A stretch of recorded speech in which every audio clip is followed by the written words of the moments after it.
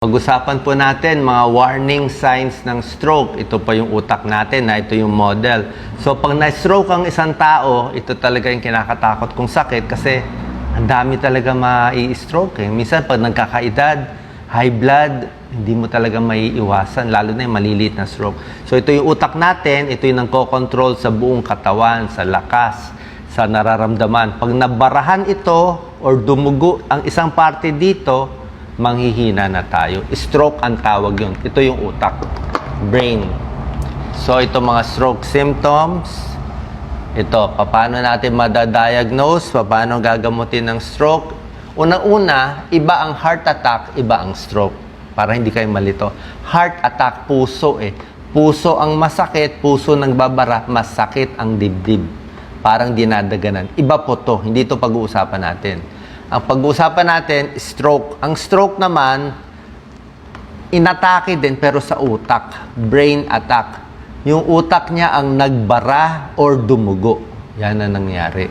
Ano, stroke. Ang sintomas nga ng stroke, namanhid yung kamay, hindi maitaas yung kamay, papakita ko sa inyo.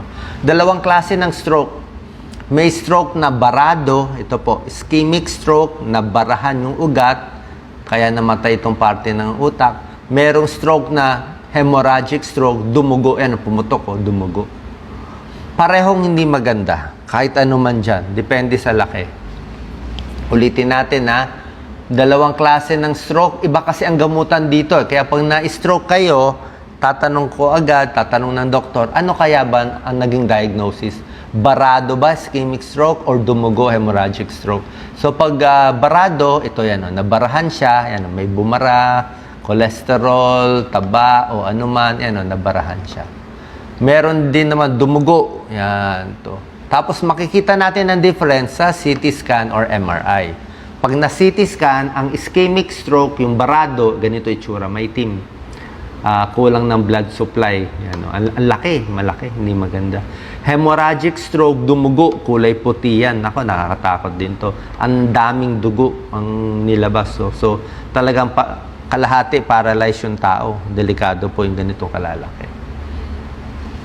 Bakit tayo very worried sa stroke? Diba? Tulad na sinasabi ko, bago ko bigay yung mga warning signs. Ang stroke kasi, base sa pag-aaral, ang laki ng pinsala doon sa pasyente.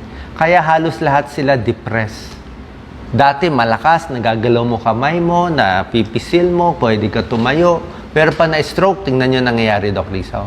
74% laging masakit. May masakit sa katawan. 80% paralyzed ang kalahati. 70% laging pagod.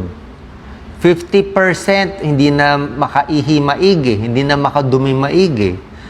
Dysphagia, hindi makasalita, hindi makalunok. Diba? Spasticity, lagi naninigas yung muscle, yung paa. Diba? So, nakita nyo, from 100%, nabawasan ka ng napakalaki, nadidepress talaga. Pati ang tulog, nasisira. Diba? Kaya kawawa talaga. Kaya gusto natin umiwas o ma-delay yung stroke. Or kung may stroke man, maliit lang.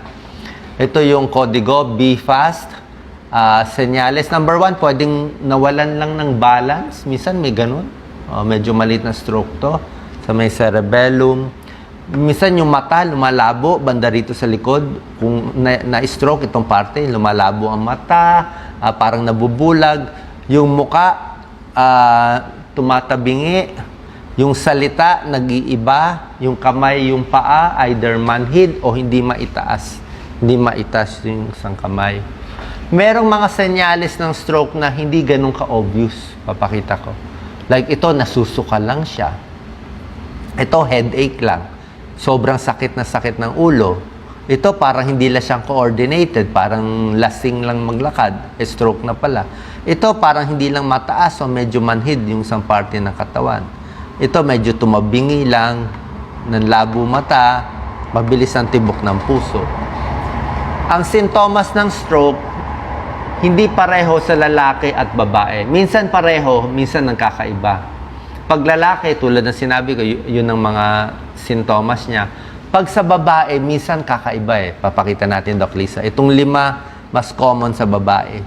Sa babae, senyalis ng stroke, pwedeng weakness lang, pwedeng nalilito lang sila, parang nawawala sila sa tamang, di na nila alam na saan silang lugar kasi nga nabara na yung sa utak.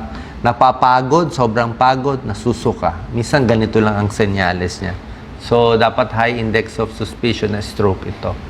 Ano ang first aid pag meron na stroke? Siyempre, huwag tayong maniwala doon sa binubusan ng mainit, kung sinasaktan yung pasyente. Basta, gusto natin, komportable muna, higa ng maayos, iluwag yung baro, tingnan yung paghinga, may nakabara ba sa bibig, kung gising ang pasyente. Pag hindi gising, itabingin nyo muna sandali. Diba? Pag nakita nyo, nakabagsak siya, di ba? Na-stroke siya eh. So, i-relax muna natin, ingatan yung leeg.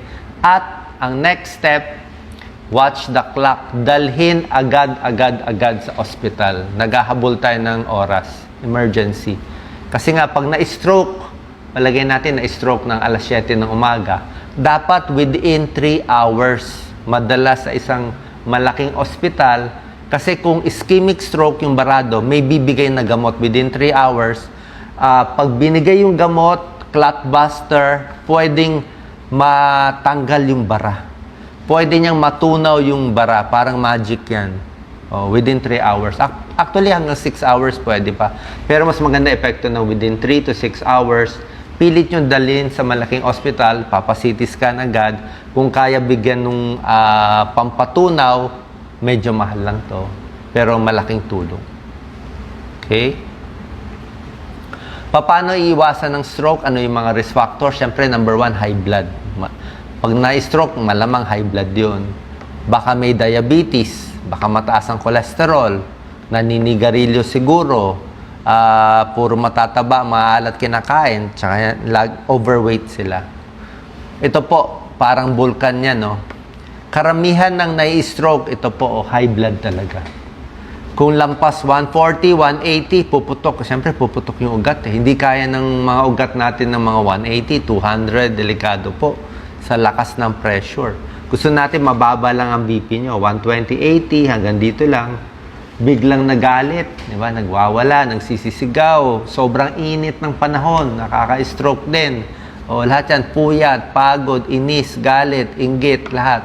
Diba? Tapos nagkakaedad, tumatanda tayo, di ba? Lagi nang pag na-stroke, nakakatakot po. So, blood pressure, high blood pressure, high risk for stroke. Ito. Pag ang isang tao may high blood, kumpara sa isang taong walang high blood, ayon sa pag-aaral, mas mahaba ang buhay nung walang high blood ng 5 years. Kaya hindi talaga maganda may high blood. Paano natin maiwasan yung high blood, no? Ito po. Other risk factors, yung atrial fibrillation. Pag abnormal yung tibok ng puso, meron kayong ganitong sakit, kailangan may gamot po dito. Binabantayan talaga to ng cardiologist. Atrial fibrillation. Mabilis magbuo yung dugo. Aspirin, may tulong ang aspirin, depende sa doktor ninyo. Kung possible kayo magka-ischemic stroke, yung magbabara, minsan aspirin ang binibigay. Pero kung dudat natin, baka nagdugo o may bleed sa utak, bawal yung aspirin. Kaya doktor lang magsasabi kung okay sa'yo ang aspirin o hindi.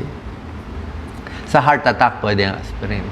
Ito yung mga pagkain na mabuti sa blood pressure, iwas stroke. Ito yung mga bawal at babawasan. Pakita natin, Doc Lisa.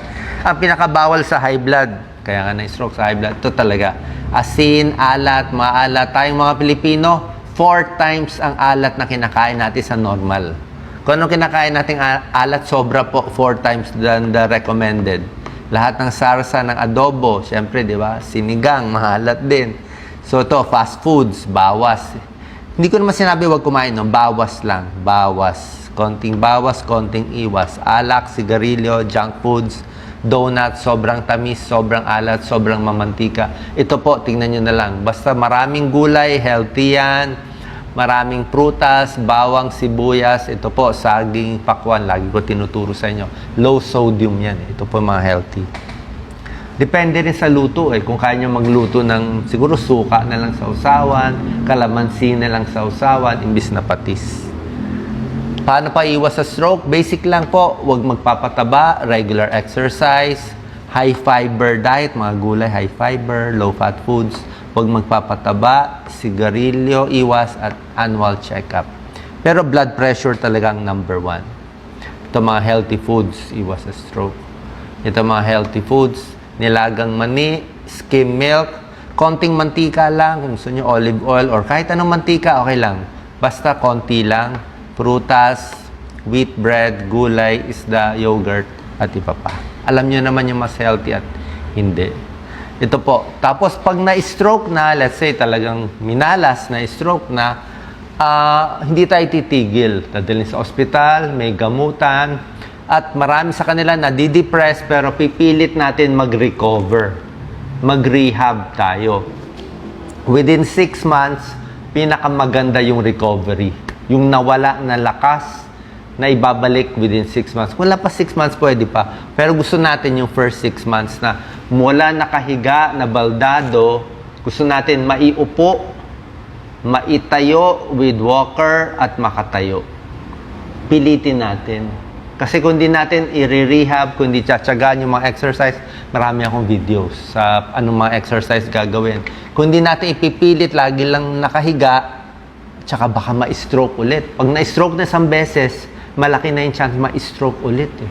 So, pag na-doble, di nasira yung sa utak, di ba?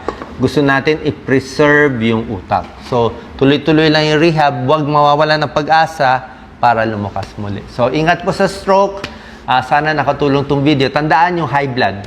High blood talaga gamutin. Pag hindi makuha sa natural remedies, uminom ng gamot. Maraming mura na generic. Piso lang, 2 piso lang mga maintenance eh. Mga amlodipine, losartan. Lahat naman to po pwede sa inyo. God bless po.